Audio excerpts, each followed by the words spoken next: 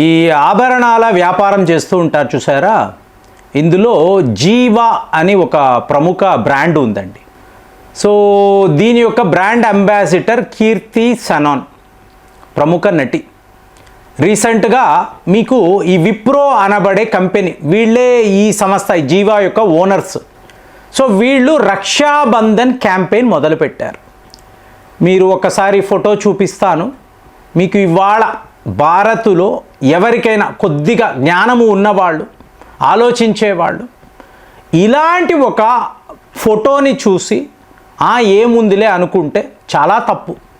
పెద్ద లెవెల్లో ఇవాళ మీకు నిరసనలు తెలుపుతున్నారు. ఎందుకు అంటే రక్షాబంధన్ అంటే మీకు ఒక ఫ్యామిలీ రిలేషన్ అండి.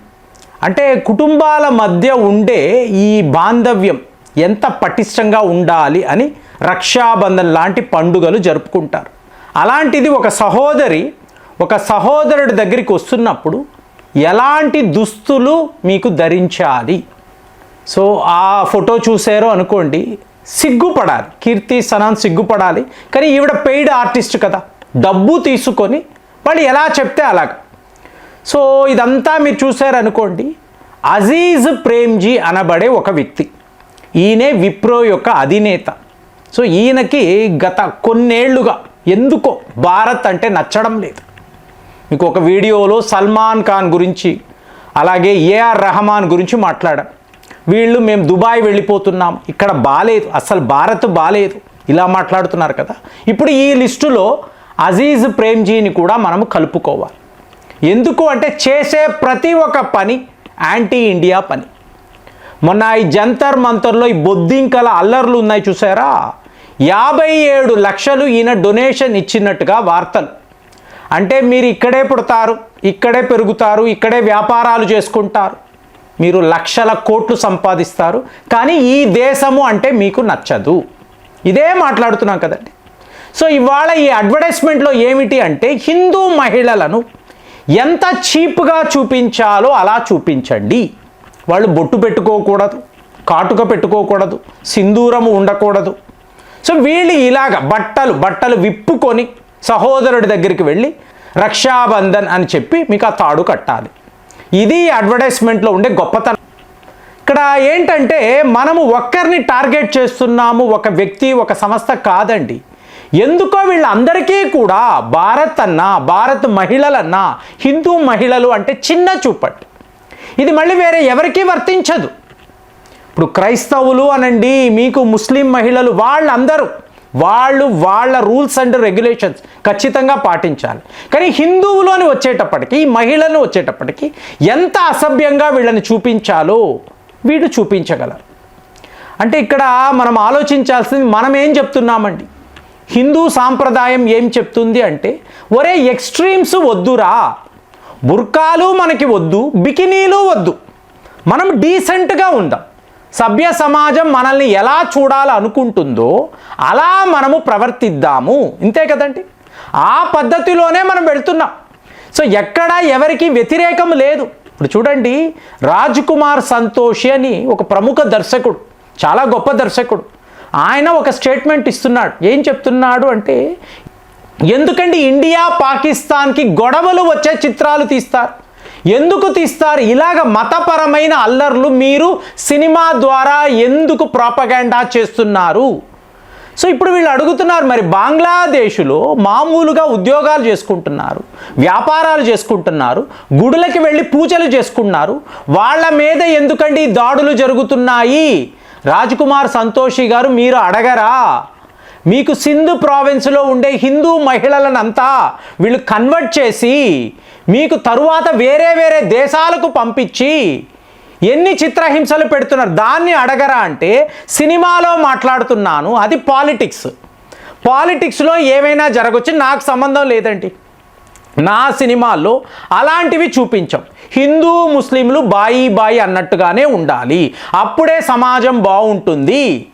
సో ఇలా మాట్లాడేటప్పటికీ మీరు హిందువులనే ఎందుకండి టార్గెట్ చేస్తున్నారు? ఒక మేధావి మాట్లాడుతున్నారండి, ఆశ్చర్యంగా ఉంది. ఇప్పుడు ఈ పహల్గాం దాడులు అన్నారండి, 4 తీవ్రవాదులు వచ్చారు, వాళ్ళు 26 మంది పురుషులను బలికొన్నారండి. సో ఆ మహిళలు అక్కడ ఏడుస్తున్నారు. ఇదే కదా వాస్తవం, ఇదే కదా జరిగింది. మీరేం చెయ్యాలండి? భారతీయులుగా నరేంద్ర మోదీ నువ్వేం చెయ్యాలి? నువ్వు కూడా ఇండియా సైన్యం నుంచి ఒక నలుగురిని పంపించాలి. వీళ్ళు పాకిస్తాన్లోకి వెళ్ళి మీకు లెక్కగట్టి 26 మందిని కాల్చేసి వెనక్కి రావాలి. ఇది కదా నువ్వు చెయ్యాలి. కానీ నువ్వు చేసింది ఏమిటి? ఆపరేషన్ సింధూర్ అన్నావు, అక్కడ తీవ్రవాద క్యాంపులు అంటున్నావు. అలాగే పాకిస్తాన్ యొక్క ఎయిర్ బేసెస్ను ఈ స్థాయిలో అంటే ఏంటి? చిన్నపాటి కాల్పులకు నువ్వు ఏకంగా యుద్ధము అంటే అర్థము ఉందా? ఇలా ఎవరైనా ఆలోచిస్తారా? ఫ్రెండ్స్, ఒకటేనండి, ఈ ఆపరేషన్ సింధూర్ ముందు వరకు ఏం జరిగినా అందరూ మామూలుగానే ఉన్నారండి. మీకు ఎన్ని అరాచకాలు, ఎన్ని తీవ్రవాద దాడులు ఎన్ని జరిగినా కూడా దేశము చాలా బాగుంది, పాకిస్తాన్తో మనకు మంచి సత్సంబంధాలు ఉన్నాయి, ఇవే మాట్లాడారండి. ఒక్కసారి ఆపరేషన్ సింధూర్ తరువాత మన సత్తా ఏమిటో తెలిసిన తరువాత మళ్ళీ మీకు వెస్ట్ బెంగాల్ ఇలాగ ఈ బీజేపీ ప్రభుత్వం రావడము ఒక్కసారిగా చూడండి, యావత్ ప్రపంచం భారత్కు వ్యతిరేకంగా మాట్లాడడం మొదలుపెట్టి ఒక రష్యాను ఇజ్రాయెల్ తప్పించి అందరూ శత్రువులైపోయారు. సో ఇక్కడంతా ఏమైంది? హిందూస్ని మార్జినలైజ్ చేయడం, వాళ్ళను టార్గెట్ చేయడం.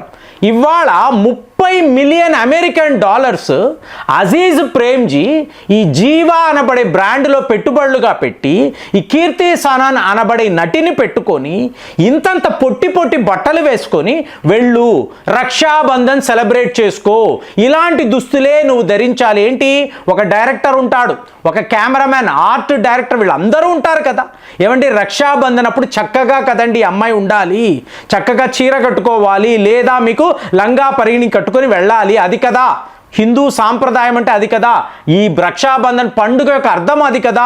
ఎవరైనా చెప్పారా?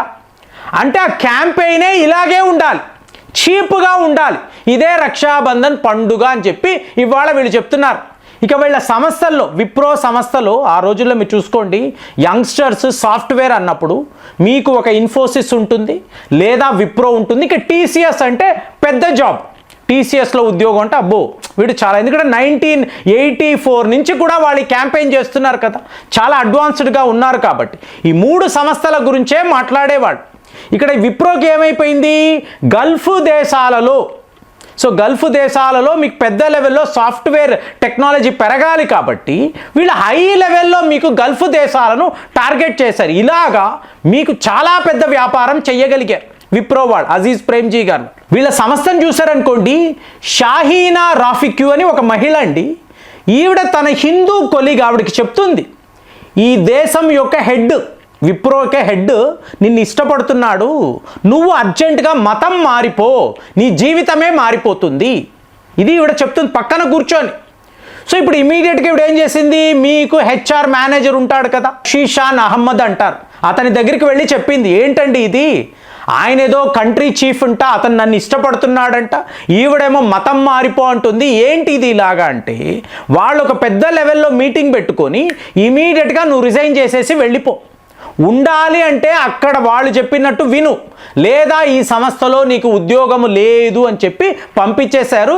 తరువాత ఆవిడ మీడియాకు ఈ నిజాలంతా చెప్పింది. ఇలా ఉంటుంది విప్రో సంస్థలో హిందువులు అనే వాళ్ళ పరిస్థితి ఇది.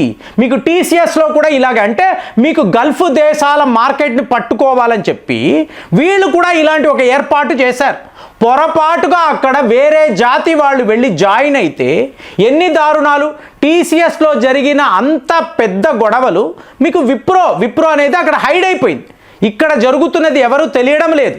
మరి ఇప్పుడు అజీజ్ ప్రేమ్జీ భారత్కు వ్యతిరేకంగా ఇంత పెద్ద క్యాంపెయిన్ మొదలు పెడితే, హిందువులనే టార్గెట్గా పెట్టుకుంటే దేశము ఏమైపోవాలి? మీకు ఇతని గురించి చాలా చాలా గొప్పగా మాట్లాడతారండి. మరి ఇలాంటి ఆలోచనలు ఎందుకు ఇతనికి వస్తుంది అని చెప్పి ఇవాళ మనం ఆలోచించాలి.